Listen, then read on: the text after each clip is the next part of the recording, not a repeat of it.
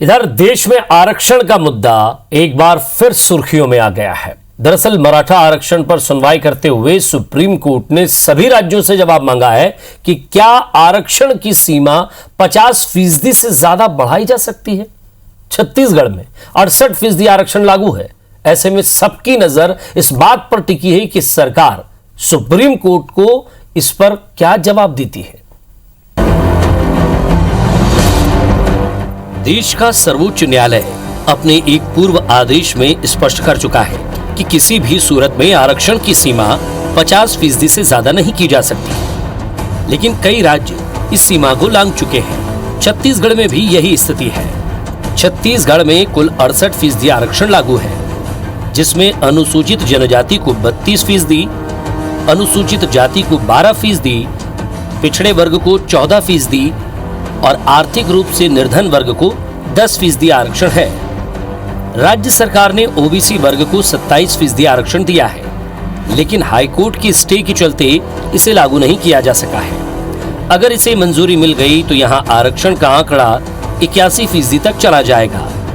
अब जबकि supreme court ने सभी राज्यों में आरक्षण की सीमा को लेकर जवाब मांगा है, ऐसे में छत्तीसगढ़ में सत्ता पक्ष के लोग नपा तुला बयान देते नजर आए।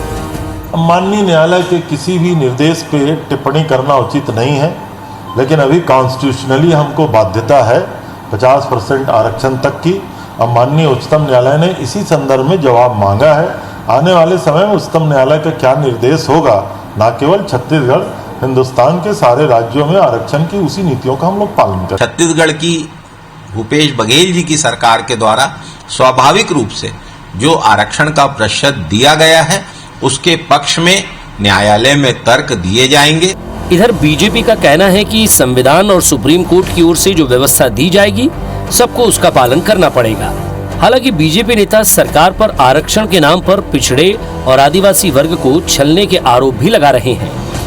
कोर्ट का मामला है, मुझे लगता है उसका पालन आपको करना पड़ेगा और संविधान से ऊपर, कोर्ट से ऊपर कोई कानून नहीं है जिसके जो कोई आस्था नहीं है, कोई विश्वास नहीं है। छत्तीसगढ़ सरकार ने अपने आरक्षण को बढ़ाने के लिए जो आधार लिया है उस जनसंख्या के आधार पर और सामाजिक न्याय के आधार पर छत्तीसगढ़ सरकार को आगे भी अपनी रणनीति तय करनी चाहिए, निर्णय लेनी चाहिए। रिजर्वेशन बढ़ाया, उसको उनके लोगों ने चैलेंज किया और चैलेंज करने के बाद जब वो चैलेंज में सक्सेस हो गए, सरकार हार गई, तो उसको एक पीठ का अध्यक्ष बना दिया जाता है। इसी प्रकार से पूरे देश में कांग्रेस ने किया है। रिजर्वेशन के हकदारों के साथ हमेशा छला है, रियल मीन्स में उनको कभी भी रिजर्वेशन नहीं दिया है।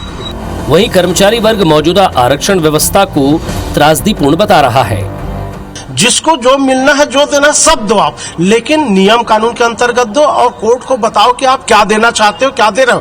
कोर्ट यस बोल देगी तो दोगे, नहीं बोलेगी तो नहीं दोगे। लेकिन ये जो बीच की स्थिति है, नरो व कुंजरो, उसमें कर्मचारियों का बहुत अहित हो गया और हो रहा है। बहरहाल अब सबकी नजर राज्य सरकार की ओर से दिए जाने वाले जवाब और उसके बाद आने वाले सुप्रीम कोर्ट के फैसले पर है। राजेश मिश्रा के साथ राजेश राज, IBC 24, रायपुर।